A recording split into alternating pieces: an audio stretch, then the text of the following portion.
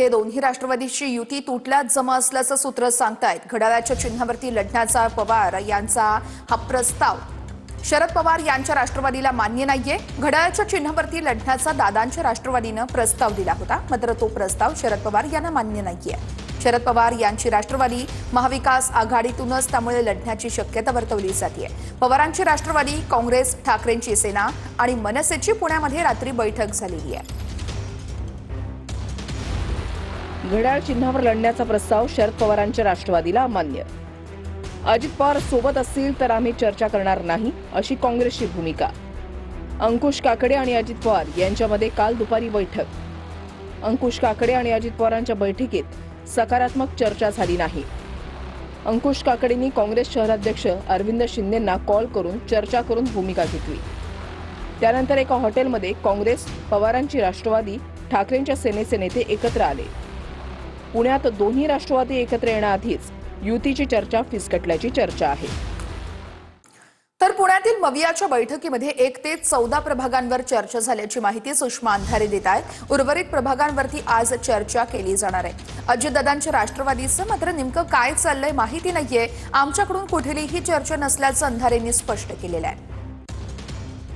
महाविकास आघाडीमध्ये आज राष्ट्रवादी काँग्रेस, शरदचंद्रजी पवार, शिवसेना उद्धव बाळासाहेब ठाकरे, महाराष्ट्र नवनिर्माण सेना आणि काँग्रेस असे आम्ही एकत्रित प्रतिनिधी साधारणतः 7:30-8 वाजता आम्ही बसलेलो होतो। आम्ही आता काही वर्ड्सवर चर्चा करू शकलो, अजून सगळे प्रभागाची चर्चा होणं बाकी आहे। आम्ही साधारणतः 1 ते 14 प्रभागापर्यंतची चर्चा आमची आता झालेली आहे। अजून काही चर्चा करणं बाकी आहे। बघूयात पुढची बातमी। मुंबईच्या महायुतीच्या जागा वाटपासंदर्भात कुठलाही फॉर्म्युला फायनल झाला नसल्याचं प्रवीण दरेकर यांनी सांगितलेलं आहे।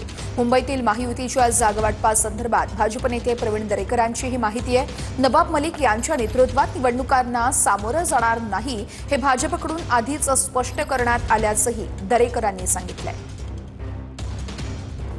नाही, तुम्हाला चर्चा कुठून माहिती झाली मला माहीत नाही, फॉर्म्युला कुठून माहिती झाला हेही मला माहीत नाही।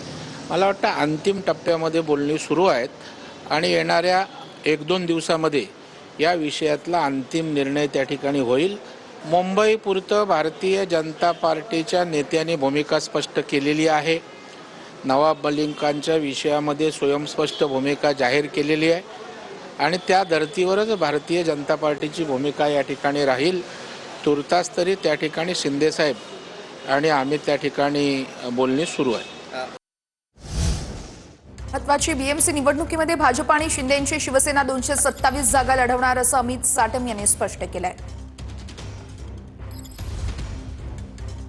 227 जागा या आमच्या ठरलेल्या आहेत। महायुती 227 जागांवरती लढणार आहे।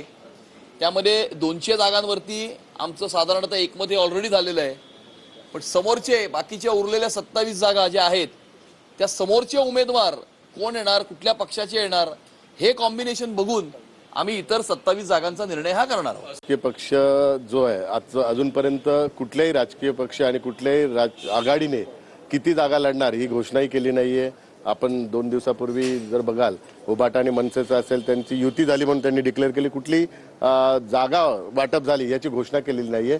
त्यामुळे आम्ही पण या सर्व गोष्टींवर लक्ष ठेवून आहे। त्यामुळे सगळ्यांनी जागा ज्यावेळी घोषित होईल काही आमच्या पण त्यावेळी जागा घोषित होईल। त्यामुळे अगोदरच आपला आकडा सांगू नये हे एक राजकीय गणित आहे।